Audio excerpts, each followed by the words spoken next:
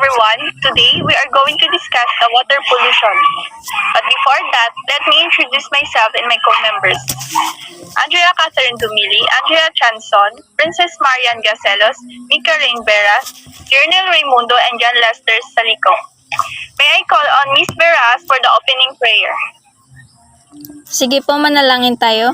Lord, patuloy ka naming tinataas hapon na ito. Lord, kayo po ang patuloy na mag-guide sa aming presentation naway maging maayos mula sa simula hanggang sa uli. Kayo po ang patuloy na gumabay. Ito lang po aking samot dalangin sa matamis na pangalan ni Jesus. Amen. May I call on Miss Princess Marian Gacelos for the opening remarks?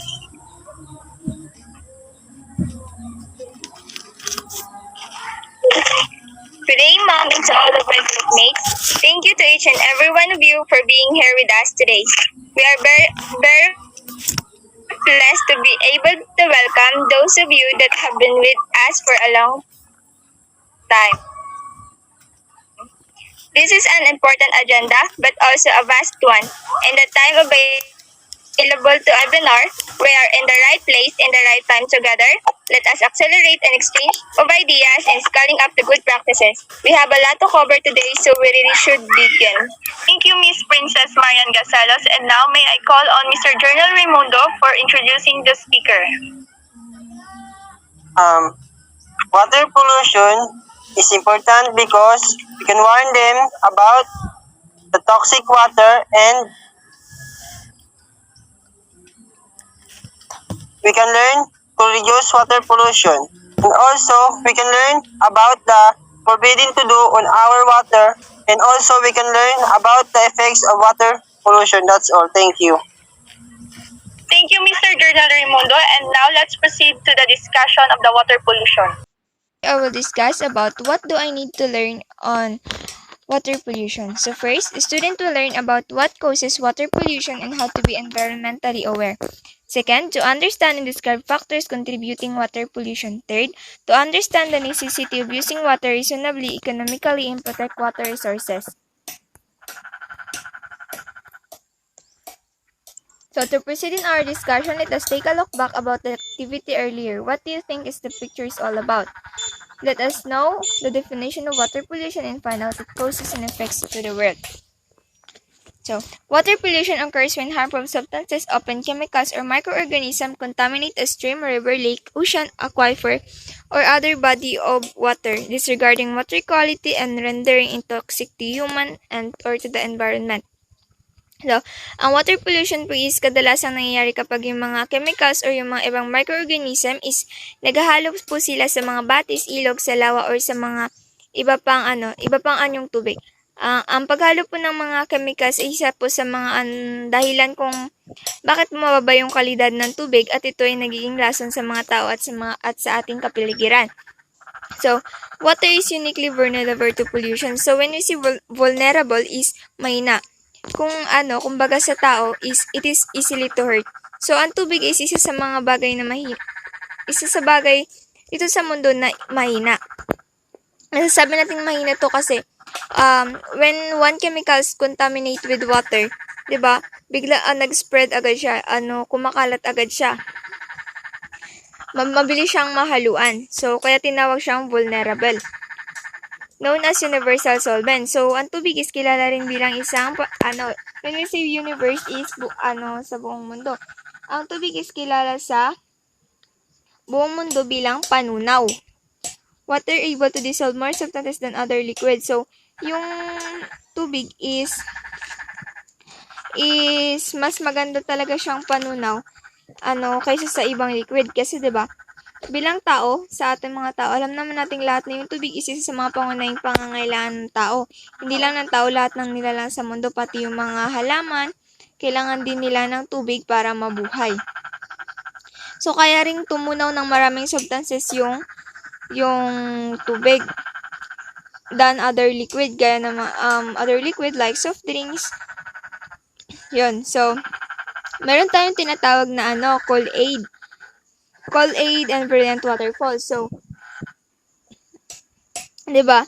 Yung waterfalls is makikita talaga natin siya sa kahit saang lupalok ng mundo, ganun sa kahit saang ibayo may waterfalls talaga. Nandun talaga yung tubig. Hindi talaga mawawala yung tubig sa pamumuhay ng isang tao. So, kaya tinawag talaga ito siyang universal solvent.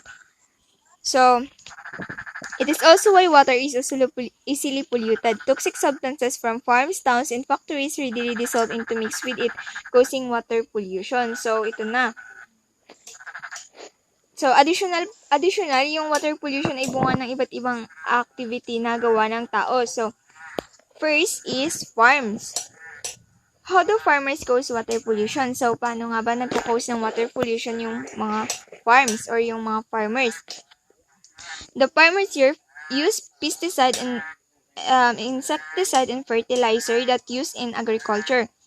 So, familiar naman siguro tayo kung anong insecticide, kung anong pesticide. So, insecticide and pesticide is parang iisa lang yan sila kasi usually ginagamit talaga to ng mga farmers para spray sa mga halaman nila para hindi siya dapuan ng mga peste at ng mga insekto, 'di ba? Familiar naman po siguro tayo doon sa dalawa na yun. So, ang fertilizer po is yung pampataba. So, marami pong uri ng fertilizers.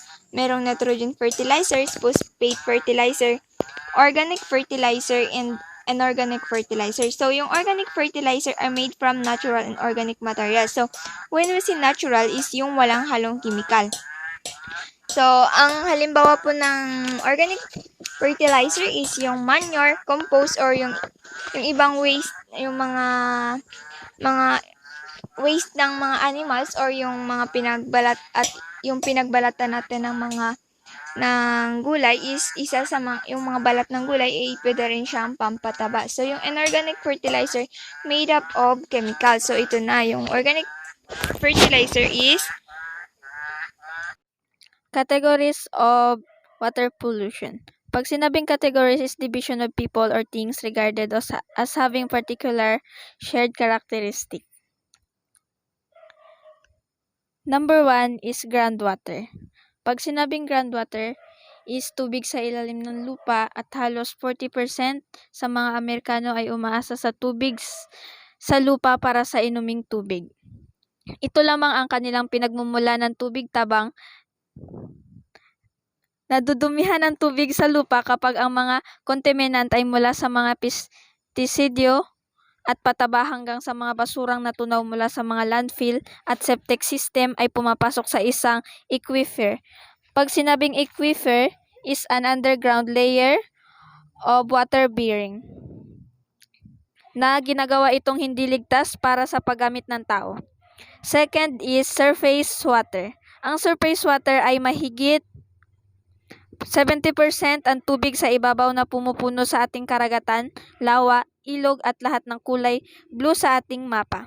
Ayon sa pinakahuling survey sa pambansang kalidad ng tubig mula sa US, Environmental Protection Agency, halos kahalatin ng aming mga ilog at sapa at higit sa isang katlo ng aming mga lawa ay marumi at hindi angkop para sa paglangoy, pangingisda at pag-inom. Third is ocean water. 80% ng pollution sa karagatan or tinatawag ding marine pollution ay nagmula sa lupa, sa baybayin man o malayo sa loob ng bansa. Ang mga contaminant tulad ng mga chemical, sustansya at mabibigat na metal ay dinadala mula sa mga sakahan, pabrika at lungsod sa pamamagitan ng mga batis at ilog patungo sa ating mga look at estero. Fourth is point source. Kapag ang kontaminasyon ay nagmula sa iisang pinagmulan, ito ay tinatawag na point source pollution.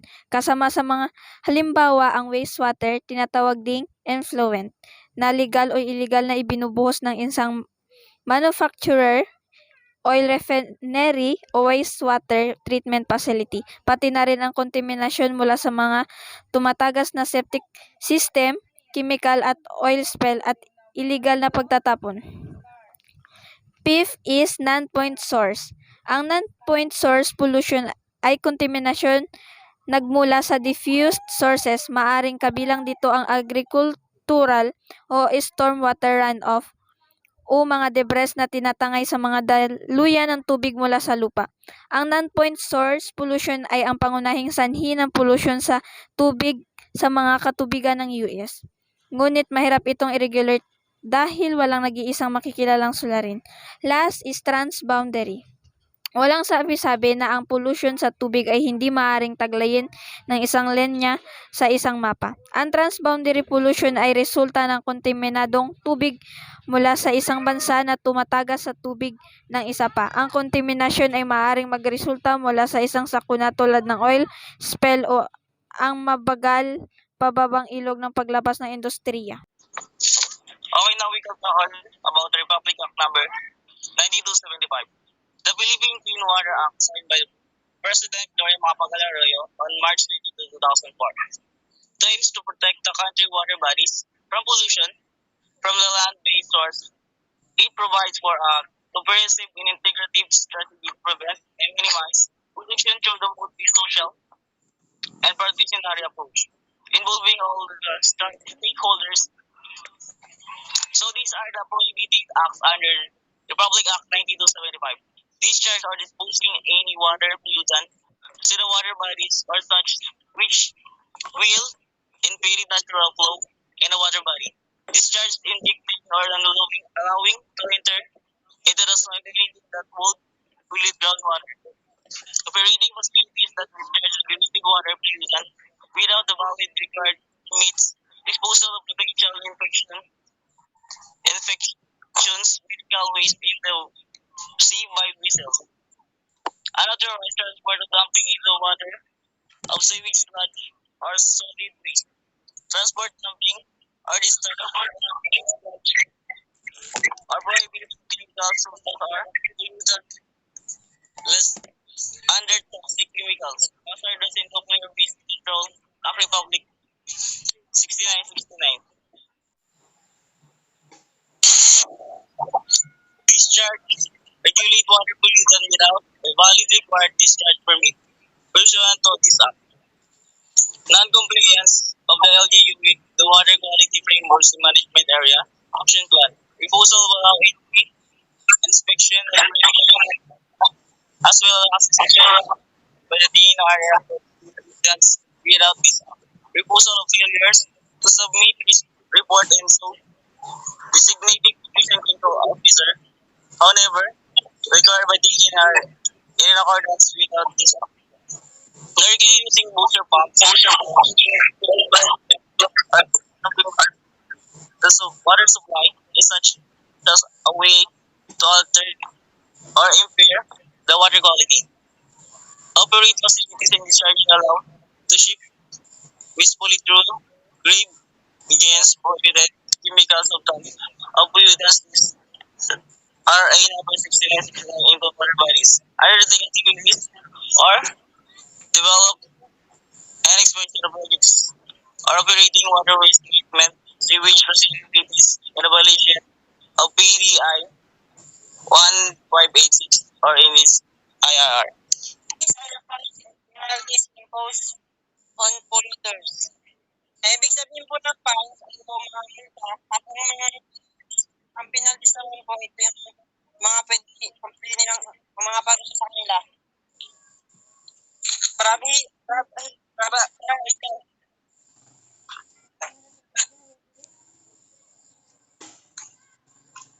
These are the fines and penalties imposed on polluters. Prohibited acts such as discharging untreated wastewater into any water body will be fined for every day of violation the amount of not less than 10,000 pesos but not more than 400,000 pesos. Ang sabi po dito, ang kung sino yung mga manghuli na tamang pagdating sa ating mga wastewater ay pwedeng magmulta na hindi mababa sa 10,000 pesos at hindi tataas sa 200,000 pesos. Failure to undertake cleanup operation with police shall be punished by imprisonment of not less than 2 years and not more than 4 years. Mali na paglinis ng wastewater ay pwedeng maparusahan ng 2 years at taas sa 4 years. It is also the fine of not less than 50,000 and not more than 100,000 per violation.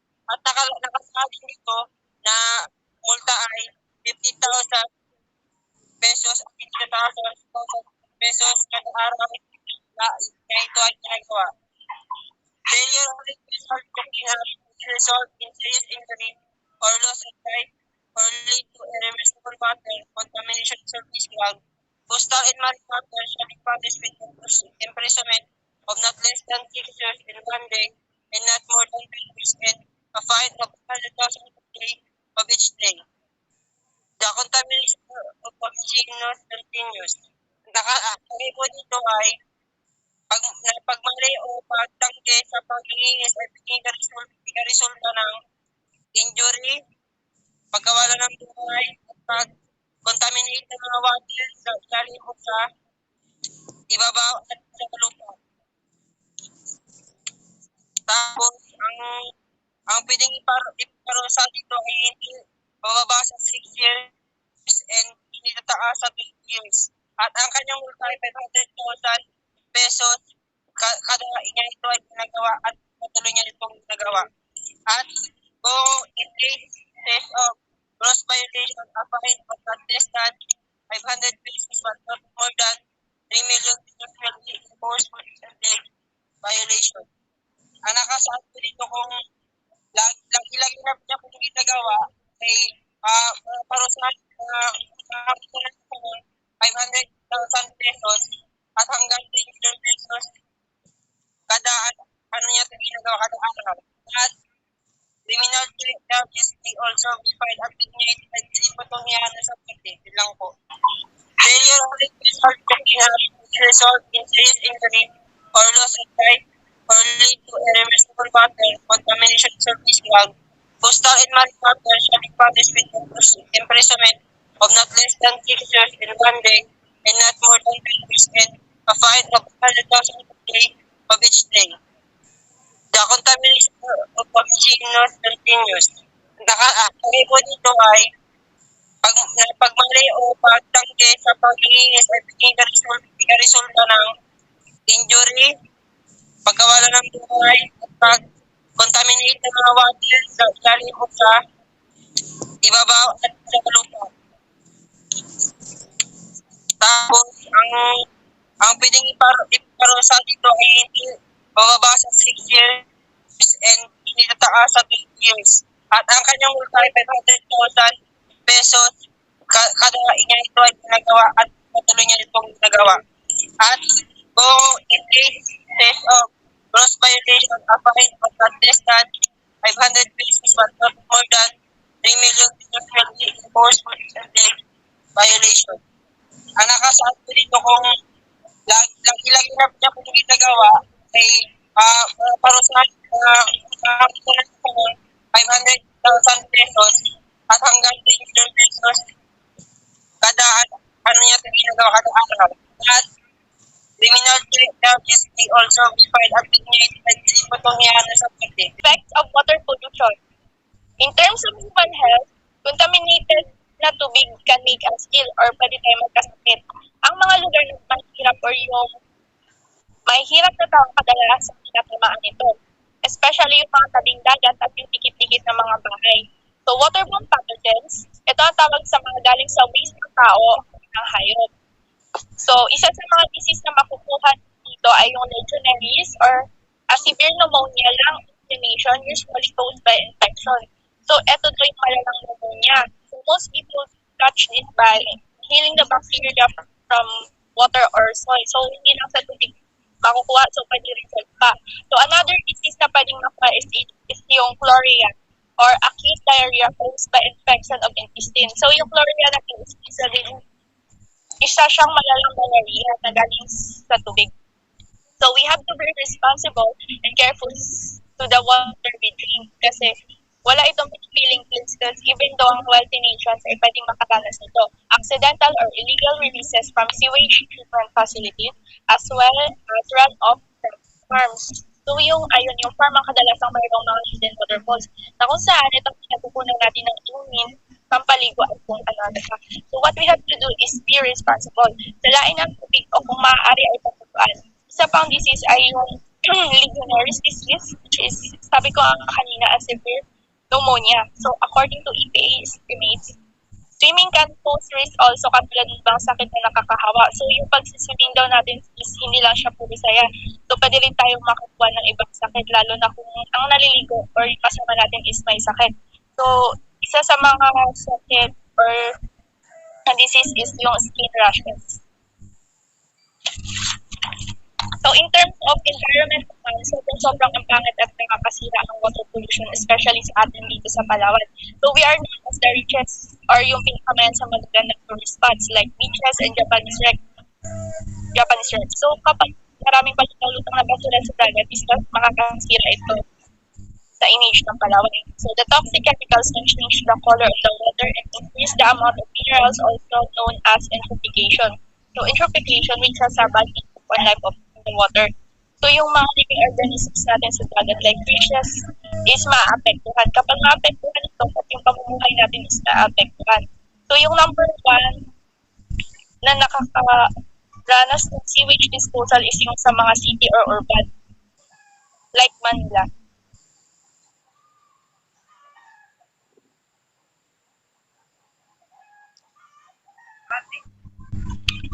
So, sewage disposal. Okay ba? Nag-aaral ka ba? Opo. Opo. Rhea? Ate, tuloy lang. Sige. So, sewage disposal, this is the improper throwing garbage. Katulad sa Manila, pupunta sa Manila sa mga kanal or sa mga basura, minsan yung dagat is nagiging basura na. So, ito yung tinatawag ng sewage disposal. And now I will share to all of you on how to prevent water pollution. So number 1 is wastewater treatment. If we say wastewater treatment, it is a process used to remove contaminants from wastewater and convert it into an effluent that can be returned to the water cycle. Number 2 is green agriculture. 2 is green agriculture. Sa buong mundo, ang agrikultura ay bumubuo ng 70% ng mga mapapagkukunan ng tubig, kaya mahalaga na magkaroon ng mga pananim na angkop sa klima. Mahusay na patubig na nagbababa ng pangangailangan para sa produksyon ng pagkain na matipid sa tubig at enerhiya. Ang berdeng agrikultura ay mahalaga din upang limitahan ang mga kemikal na pumapasok sa tubig. Number 3 is water management. Stormwater management is reduces the impact of flooding, pollution, and stream erosion. Number 4 is air pollution prevention. Reducing the pollutants in the air is important for human health and the environment. Yung air pollution is may nabibigay din sa atin na mga sakit sa ating mga human beings. So, we must to prevent it. Number 5 is plastic waste reduction. Plastic reduction requires an enormous amount of energy and resources. Lastly is water conservation. It is important because it keeps water pure and clean while protecting the environment. Conserving water means using our water supplies wisely and be responsible. So, we must learn how to keep our limited supply of water pure and away from pollution. May I call Miss Andrea Catherine Tumili for closing remarks. I would like to thank all the wonderful people who spoke or performed today on my behalf an amazing lineup. We chose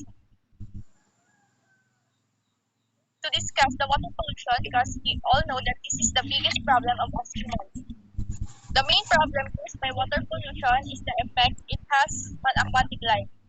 Dead fish, birds, dolphins, and many other animals often wake up beaches killed by pollutants in their habitat. That is why we chose this title so people will have an idea on how to prevent this, what we call the water pollution. So what do I need to remember? The definition of water pollution and find out its causes and effects to the world, the categories of water pollution, and the acts that promotes water pollution. What do we need to do? short poem on how to reduce water pollution.